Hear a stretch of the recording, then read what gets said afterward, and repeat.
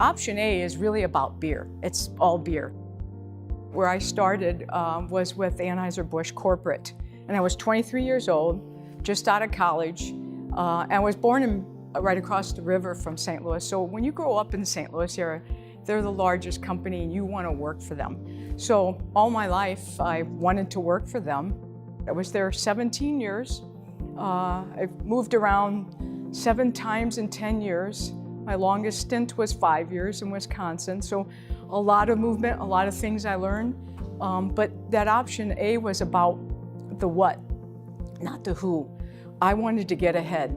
Everything, materialistic, everyone grabs for the brass ring, and they have different brass rings. Mine was to get promoted through that system and become the first woman vice president. And in 1994, I was the first woman vice president, state sales director in Wisconsin.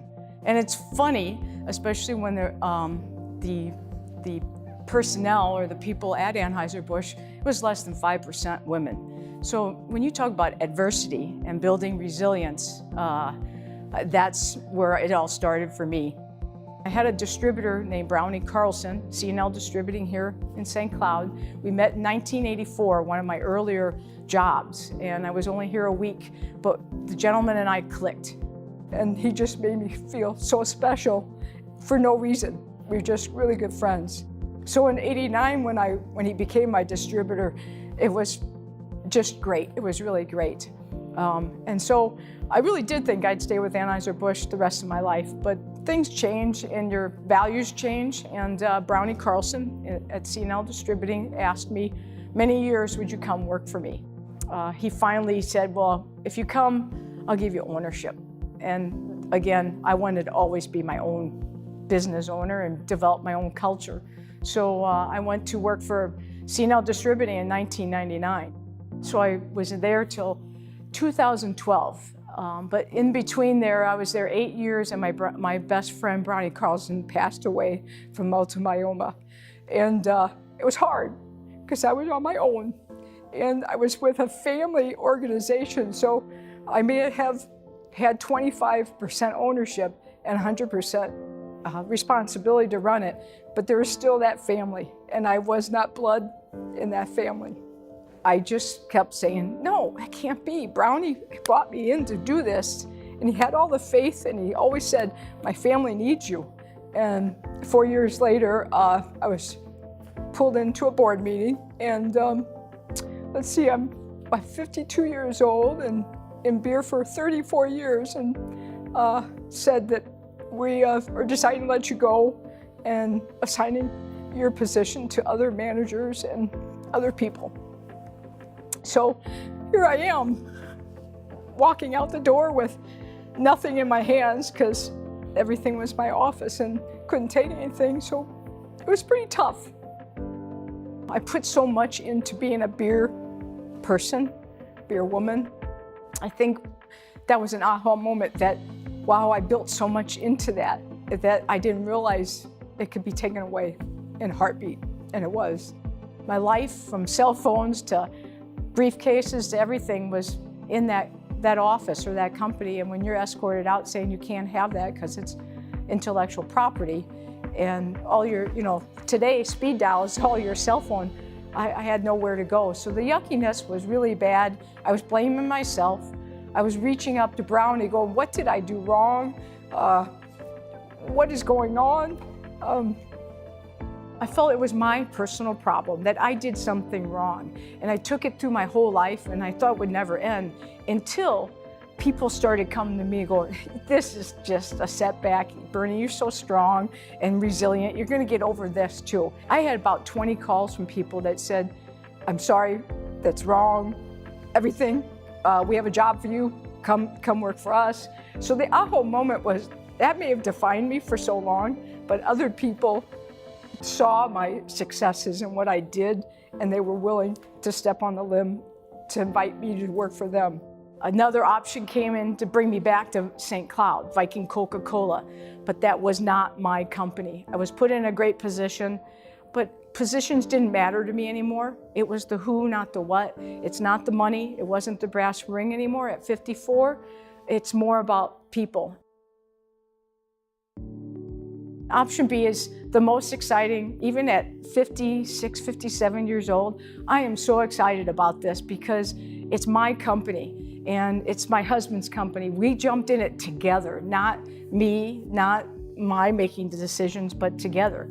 But believe me, it was scary to jump into it, but option B is batteries. I'm an owner of 2 Batteries Plus bulb stores, St. Cloud and Sauk Rapids, and it came about by friendship again. The Musages owned it and went on a trip with Delora and kind of said, you know, I look at what you guys do owning your own company, I miss that.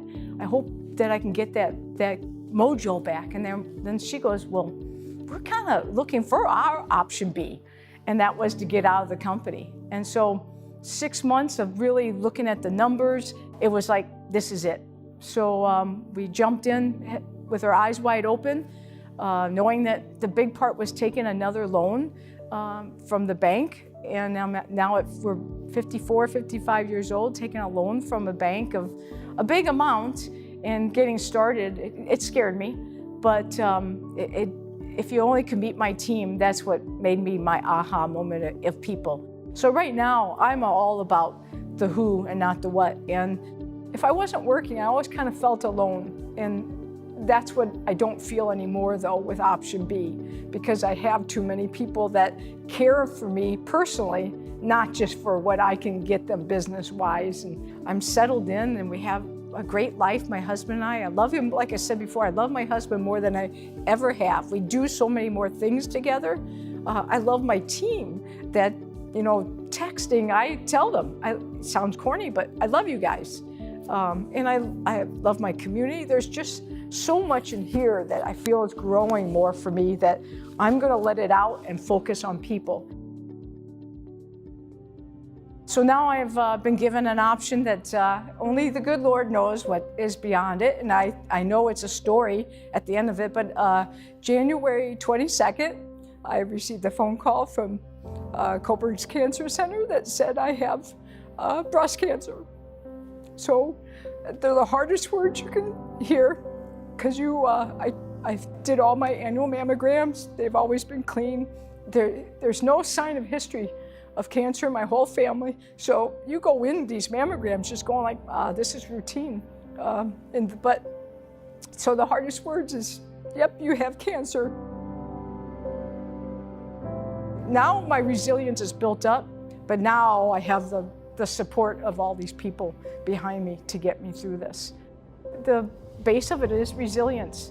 Find that muscle, build that muscle, and be cognizant you all have that in you, but you need someone. I'm not going to say I built it by myself. I needed people, from friends to community to my grandmother to Brownie Carlson. There's a lot in my head. And then to top it off is my faith and my God that takes me through my day. Lean in on your friends, lean on your community. They're trying to help you. And just fight that whole battle that you want to give up and don't. And lean in that suckiness and make that your power, and know that any setbacks are setups. When I'm told that you're a survivor, and I am a survivor till they tell me I'm not, I'm just going to be going after everything passionately. My passion is built to the hilt right now, and everything I want to do and touch people, I want to be helping them. I don't want anyone to walk away from me and that they didn't learn something from me. And I know it's not easy, but I will get through this. So the hardest part, I think, is that what you're looking at is a wig. And I don't prefer wearing wigs because they're hot and not me. So if it's all right with you, I'm going to take this wig off because it's not me anymore. And this is me, the ball caps.